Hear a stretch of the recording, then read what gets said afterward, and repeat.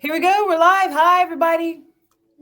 Welcome. It is Stacy now, Executive Director of the Kansas African American Affairs Commission.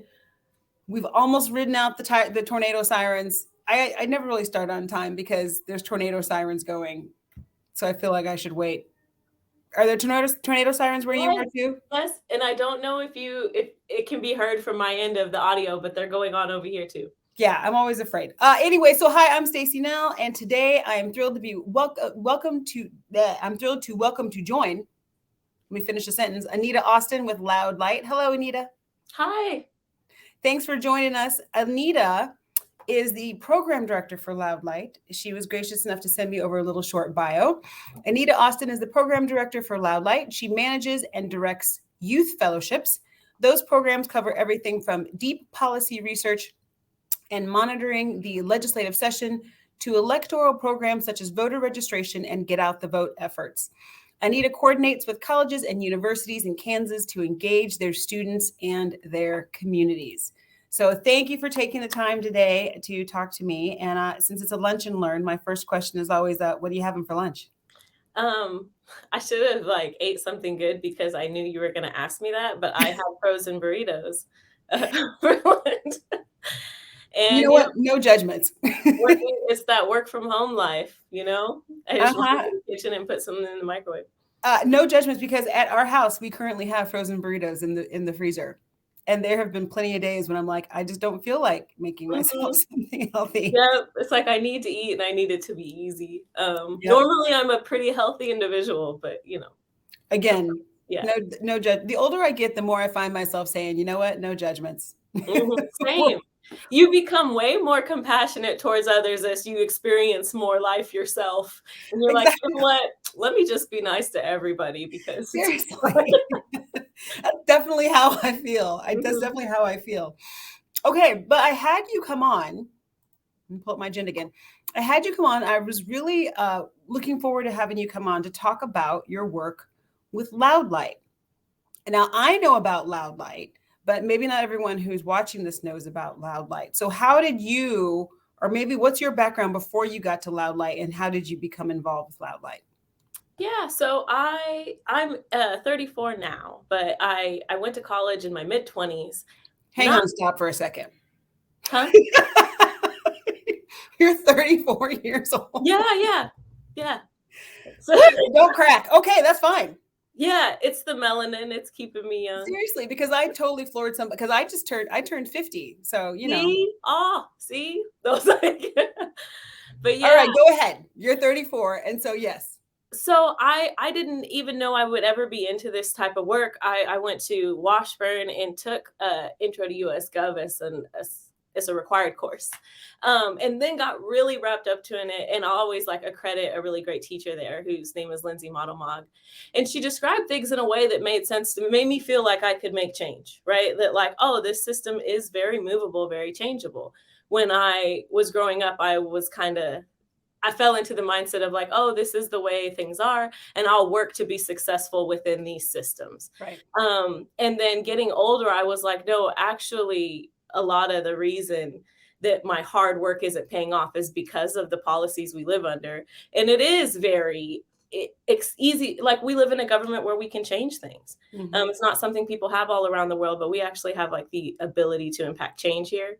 And really realizing that at a deep level made me want to get involved in policy work and advocacy. So I started doing internships, trying to get a lot of stuff under my belt before I graduated. Did some stuff for the city, for the state. But after leaving college, I was working as an assistant in the House of Representatives, working for a couple members of the House. And that's where I met Davis Hammett, the president of Loud Light. And he was coming in to talk voting rights with some of the legislators I was working for. And had kind of asked what was I doing after the session. And so, when two real passionate people cross paths, I think that it was kind of serendipitous looking back. Because I had always worked on the government side of things, whether it was for the state or for the city, but was always on the government side. And so taking the job at Loud Light was my first step over into advocacy and really working to advocate for change or advocate for engagement. And I always say I left and I'm never going back because I really like doing this side of the work where I push for change instead of just participate in, scheduling folks or, there's a lot of jobs to be had in public and civic engagement, and some are more active and empowering than others. Gotcha. So you don't ever see yourself working on the policy side of things? I'm not sure if it was in the agenda that I sent you, but one of my questions is, have you ever considered running for office? See, I don't think I'll ever run for office because I really like being a worker. I don't know if you've heard the phrase, but there's workhorses and show horses. And I feel like politicians are often for show, and I like doing the work. No, I mean, I've been on both sides of it. I ran for office, so I did my year, prepping to be a show horse. But then I spent my time being. And that's not to say that elected officials don't do lots of amazing work, because I know them and they do. But I sometimes feel like spot the lie sometimes. Like I don't know. Yeah. I don't know. Okay, so how long have you worked for Loud Light then? So I'm going into year 5, which is really amazing because I run our youth fellowships, and we have a new batch of student fellows kind of along with the semesters. So we get them in the fall and in the spring and in the summer. So at this point, I've worked with hundreds of young adults, Kansans that are being at Loud Light 5 years. I mean, I know students who have graduated and are now working for the treasurer's office or who are now working for community foundations. And it feels really amazing to see young leaders across the state and be able to have a tiny piece of their development or their engagement. That's awesome.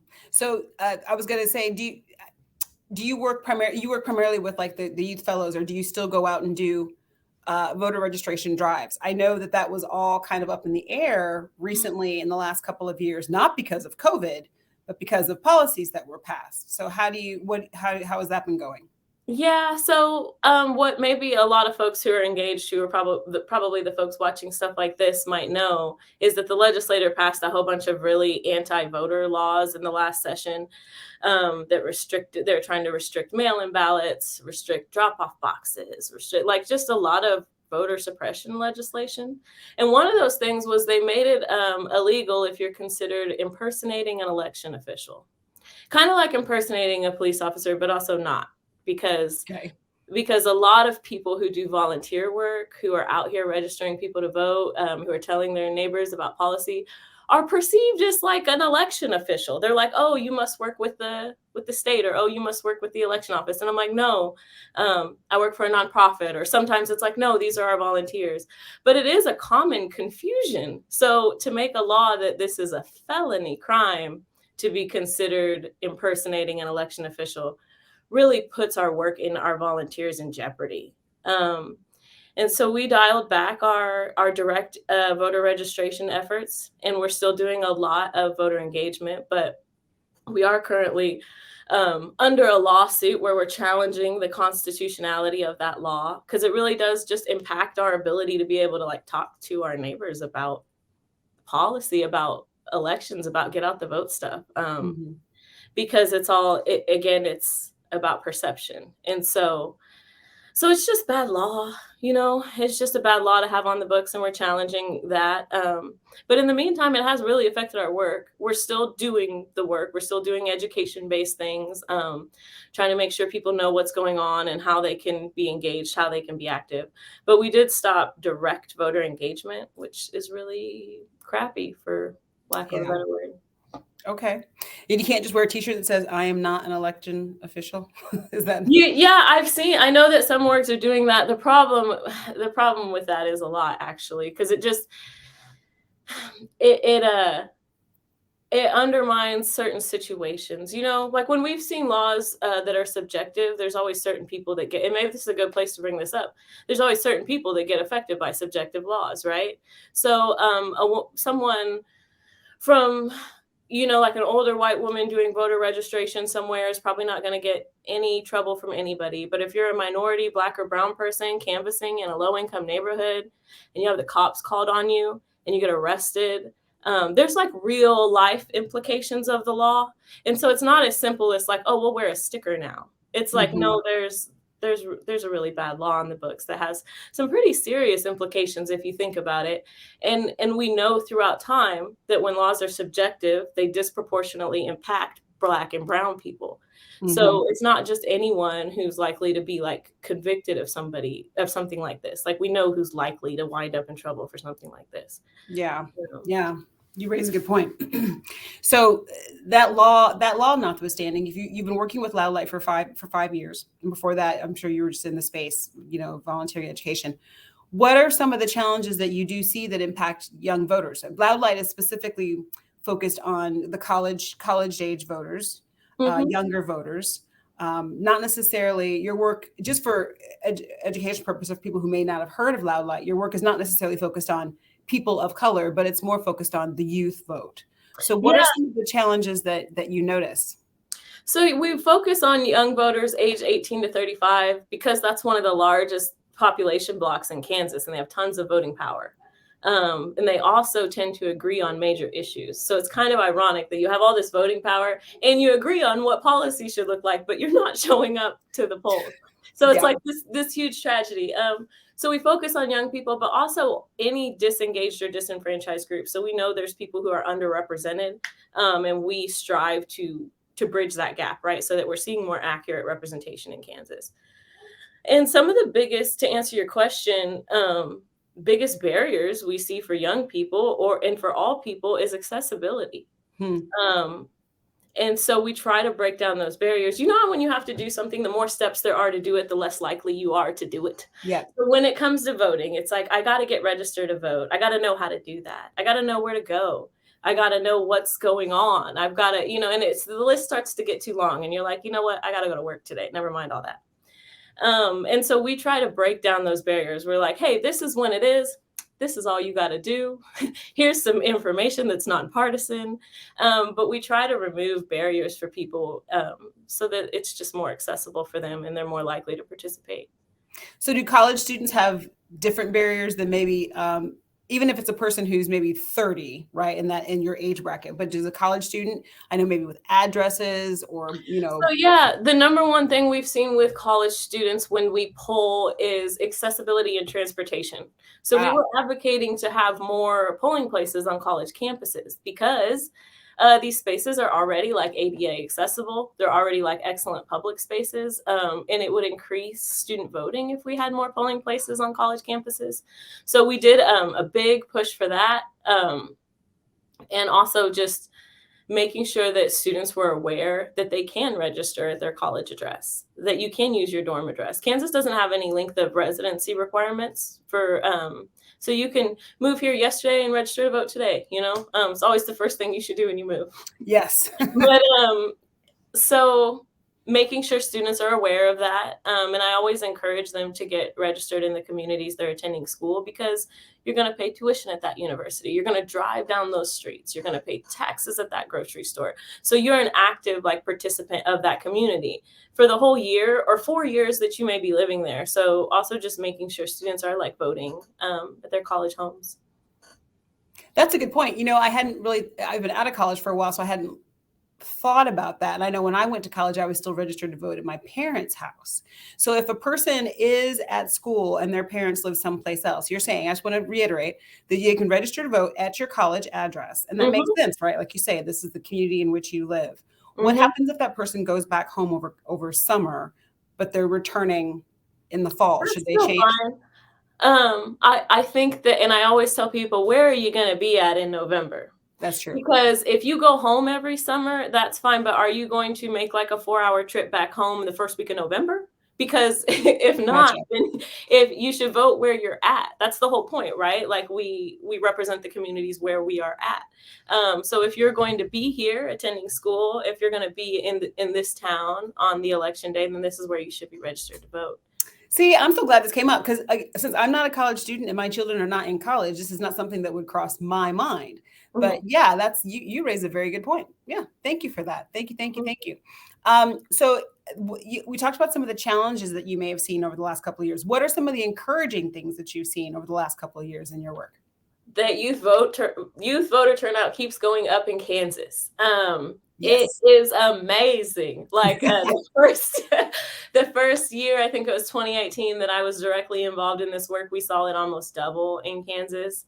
And then the recent primary election, people really turned out for that primary. Do you have Um, any stats? Like I was I right want now. stats. I want Yeah. stats. I heard that that more young people voted in that primary than they have in any general election ever in Kansas. But no, I haven't gotten any hardcore numbers. I really want to be saying them when I do stuff like this. But I know it was amazing, the turnout. Yeah. Turnout was incredible. Yeah. Now we've got everyone who voted. If you voted on August 2nd, please go vote again. Yes, exactly. With the August 2nd, we had national attention because we were one of the first states to vote on abortion since the fall of Roe. Right. And so we had all of this national attention, and I'm not surprised that it affected turnout. And I hope that we can carry that. Because young people felt very invested in that. There's like an issue that directly affected them. And part of our work is helping folks to realize that there's so much more happening in government that's a direct effect to you, how it affects you and how you can take action. Yes. So true. Are there any issues? I mean, because obviously the women's reproductive rights was a big issue going into August 2nd. Is there anything else that resonates with this age group? I always see things that pull really high for young voters is healthcare, is tuition, is marijuana reform. What are other big things?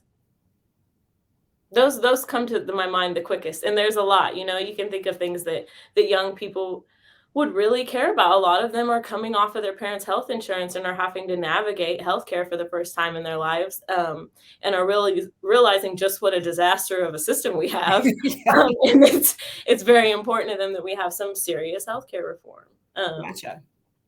So does Loud Light I know Loud Light does voter registration. So what kind of programs do you have like in terms of voter education? So our year-round fellowships kind of aim to do a lot of that. So in the fall, we always hire fellows or students to get out and do GOTV work, right? Educate the people around them, because we know peer-to-peer engagement is the most effective. Yes.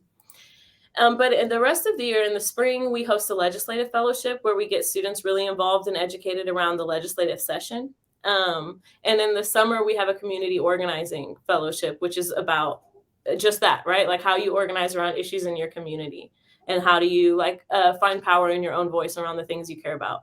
So I think all of our year-round programming is kind of aimed at education, but just the different cycles of political life, because you have the legislative session, you have election season, summertime, which is where a lot of people are doing groundwork and organizing work. So we kind of flow with that, with like the natural flow of politics through the year, and try to educate folks all along the way. Mm-hmm. So I've dropped in the chat the link to loudlight.org. And so if one goes to loudlight.org, then you can poke around. Is it under Take Action, or the Spring Fellowships? So under Take Action, then they have the Spring Fellowships. So if you yourself, or if you know someone who would like to apply for these fellowships, please go to loudlight.org and check that out. Mm-hmm. Yeah, when you first visit our page, they'll ask if you want to join or sign up to receive our videos. We do legislative recap videos throughout the spring, recapping each week of the legislative session. Mm-hmm. So you can sign up to receive those or any other educational information we're sharing. Mm-hmm. Yeah, and those videos, Davis does those. They're very informative. Even before that was kind of my first entry to really paying attention to the Kansas legislature. So Davis does at the end of every week a 4-minute recap of the highlights of the legislative happenings for that week. Those are easily digestible. They're surprisingly deep explainers for only about 4 minutes of a video. But he goes into what are the important topics. They're easily shared. They are closed captioned, so they're very accessible. And that was kind of my first foray into paying attention. There's also really great explainers about budgets and the Gannon decision about public education funding and Medicaid expansion, the whole nine. There's a lot of information on the Loud Light website that I would encourage people to go check out. Okay. What are you guys doing any programs coming up here? Get out the vote. What's going on over at Yeah, Loud? well, so much stuff. I mean, Promote the way, my friend. You just we're tell having we're having folks doing tabling events at college campuses. We are canvassing neighborhoods. We're doing phone banks. We are hosting educational events around the amendments because there's more amendments on the ballot again. There's also some questions about like the Supreme Court justice retention. And these things confuse people. They confuse me. And I do this work. This is my whole job. And it confused me. And I have to take a minute to be like, what's going on? And so we want to explain that stuff to other people in ways that's easy to understand. So we're going to host some educational events at the different universities around the state. We've got one at Johnson County, we've got one at KU, and one at Wichita State, where we're going to be having panels of experts that will ask questions about the amendments and about the judge retentions. Fantastic. And those will be on, if you sign up for the, if you go to loudlight.org and sign up for email, newsletter updates type situation, that you can get that word out there. Yeah, I hear you with it is confusing. Even today, I was trying to look up a couple of key Kansas Supreme Court decisions to figure out who voted how. And sometimes it's confusing. Oh, I've got a question in the chat. Some of the, probably, Denise, are you asking about maybe the forums? That someone said, what are the dates? So some of the events that you mentioned. Let me get that pulled up because I don't have them memorized. And perhaps on your screen, depending on what you're looking at, in the upper right-hand corner, there's a little thing that says comments. If you want to type them in, or here's the other thing you want to do. If you can say them, and if you email them to me, because after every Lunch and Learn, I do a little email blast, like Lunch and Learn links. So all the links that we talk about in the show will go on the email that goes out. And then Denise, push comes to shove, I'll put them in the chat. Like afterward, I'll go in and drop them in the chat, the dates that she sends. So yeah, feel free to send that over. And I can go ahead and say them, and then I'll also send them. But so we're going to have one on the 13th at Johnson County that's going to have several of the Supreme Court justices on that panel so that they can answer questions. And we'll also have one on the 27th at KU, but that one's going to be around the amendments. And then there'll be one on November 3rd at Wichita State, which will also be around the amendments. And so I'll share that. On the 13th, you're actually going to have some of the Supreme Court justices there. Yes. Wow. We've worked with the courts to make sure they were free that day, so that they can answer some questions. Do you have any justices? Let's see. We have Chief Justice Marla Luckert. We have Justice Evelyn Wilson, Justice Melissa Taylor Standridge, and we're working to get some like retired judges too, just for that perspective as well. But should be really, really cool, really informative. I may have to come to this. Like, see, it's good we know about these. Yes, so send me that information and I'll get it sent out also in the email afterward. Fantastic. Come on with the amount of stuff that you guys got going on. Okay. Have you noticed, I know since even from August 2nd, I know leading up to August 2nd, nationally, we know that in Kansas, there was it made the national news, what I should say, that statewide, there was a huge increase in voter turnout, or excuse me, let me finish the sentence, voter registration. Has that continued? Are you still having like an uptick in voter registration even since? I have not personally checked voter registration numbers. I've seen that data. I've seen some of the same things you've seen where it's like numbers continue to grow. But I don't have any direct information to quote. Gotcha.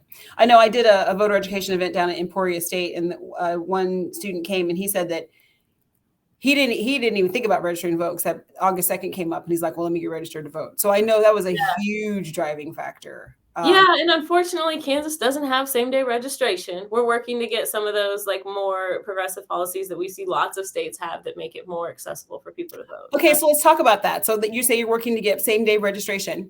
I know it sounds very self-explanatory, same-day registration. But what exactly would that entail? What it would entail to implicate, I am not the man to answer that question. But so you're just talking about the idea that someone could show up on election day and register to vote. Right. Because you have all the correct document. There's no reason for this weird waiting period or cutoff deadline. or it could be overcome, right? Like maybe it's a logistical thing where election officers want time to make sure all the lists are correct, but it could, whatever issues there are could be overcome because we've seen lots of states do it. Mhm. And so, yeah, that's always something that we advocate for. Cool. Very cool. All right, let me get back to my agenda. Make sure we have anything. Oh yeah, that's when I had the question: have you ever given thought to running for office? I may just have to just twist your arm. They say that people who run for office have to get asked like what 10 plus times. I've already surpassed that amount, so I think I'm immune. I mean, you work in this field, so it's all about touches. How many touches it does is. the voter need to have? Yeah. You just need more touches. I work so closely with elected officials that I don't know if I want to do that. But then here's the thing. Sometimes it's like the people who most don't want to be elected officials, sometimes are the ones who need to be. You're absolutely right. Telling me what I tell other people, because I say that to young folks and to other people of color, that I'm like, but it should be you, because you're right. It takes a lot of ego, I feel like, because you have to somehow feel like I am the person who should be doing this. Why aren't you the person who should be doing that? Because that's what it came down for me. Yeah. When I was approached to run, or maybe I was asked before that, but when I was finally sat down and run, it was okay. If no one else is going to do this, why not me? Yeah. And I'm with you. We need more people in office. Luckily for where I live, I'm represented by officials that I like. Gotcha. Where are you? Where do you live? Topeka or Wichita? I live in Topeka. In Topeka? Okay. Yep. Fantastic. Good for you. I'm in the section of Johnson County where I've got some mixed representation. So yeah, there's still work to be done. Okay. Always.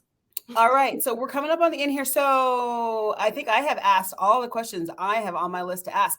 You have promoted fantastically. If you could just email me those dates and any links or anything like that, I will get it all typed up and sent out in an email by the end of the day with the link to our YouTube channel. Oh, I should say, KAAAC has a YouTube channel. And so now I feel like all those influencers who are like, comment below, like, share, and subscribe. But I mean, like, that's. But yes, do that. Do all that stuff. But yes, do that, because that helps the algorithms and it helps you find out every time I put out a video, which is only about once a week, then you will get those videos notifications. Do I have to like smash that bell too? All those phrases I hear all the time. Yeah, you need to get the little icons so you can point to them when. Yeah. I'll put a link up in the description box down below. It all goes, even all the notes go in the description box and all the links that we talk about in the description box. Okay, so here at the end, I do always drop in. I have to do all this myself because I'm entered. So if you need to check your registration or get registered, KSVotes.org. That's what I'm putting in the box right now, ksvotes.org. You can check your registration, update your registration. If you've moved, make sure that you have a current registration. There's also a wonderful website called Vote 411, which I love. I was even poking around this morning. Vote411.org. You can look up your ballot by your address. Let me get this into the box. So, and you can find out all the races that are on your ballot, of which there are many. There are like 13 things on the ballot, and they didn't even put on there the judge's retention. So many races. Like I today learned that the insurance commissioner is going to be on the ballot. That was new to me. Kind of like what you're saying. This is my job. This is where I'll plug mail-in ballots. Okay. Because if you get a mail-in ballot, it's like when an open book test. You can just look up everything and take your damn time and spend a couple days making sure you know that you're doing what you like. Because I always find something where I'm like, dang it, I forgot to look up this little, like you said, insurance commissioner thing. And I don't want to just be guessing. And so mail-in ballots are the way to go if you want to make sure you know what you're doing. Good plug for the mail-in ballots. Because yes, if you had received a mail-in ballot and said, okay, I know about these 12 races, and it's like, oh, insurance commissioner. Then you'd have time to Google and figure out, what the job is, who these people are. And someone also earlier mentioned that with mail-in ballots, a good benefit of mail-in ballots, and I was like, ooh, that's so true, is that it'll alleviate congestion at the polls on election day. It broke my heart to hear reports of long lines on election day. And even the thought that someone could have gotten discouraged and gotten out of line because the line was too long, it was just like turning my stomach. So if you have a mail-in ballot, and even if you don't want to actually mail it in, you can use the external drop boxes or take it to the election office in your county and get that ballot in, and have the time to sit calmly, you know, with your cup of tea and research the ballot. Then lastly, and I know you can talk about this as well, I dropped in the chat 866 Our Vote for election protection. If you go to the ballots and you see, or the polls, and you do see any kind of voter intimidation, you can, there are 800 numbers. And do you want to talk about 866?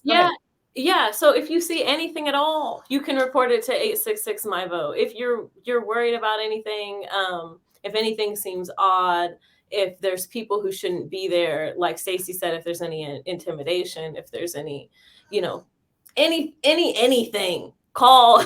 It's not like 911 where you save it for real emergencies. Call it for anything that seems weird. 1-866 Our Vote, because they will investigate each of those cases and make sure that folks are doing their jobs right and that things are running properly at the polls. Right. And there are lawyers in Kansas who are answering the Kansas calls. Do I have that correctly? Yeah, the ACLU, I think, is the one who are staffing those. So, okay, well, here we are.